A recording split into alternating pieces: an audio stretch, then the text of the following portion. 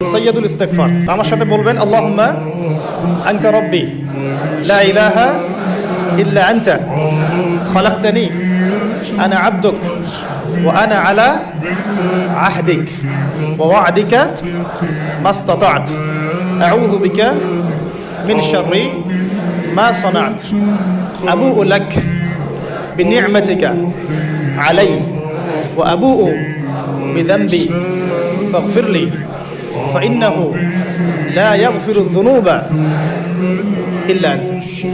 এই যে দোয়াটা আপনি করলেন, নবী সাল্লাল্লাহু আলাইহি ওয়াসাল্লাম বলেছেন যে এই দোয়া পড়ার পরে যদি কেউ সকালে পড়ে রাত্রের আগে মারা যায় জান্নাতে চলে যাবে, রাতে পড়ে সকালের আগে ইন্তেকাল করলে জান্নাতে চলে যাবে।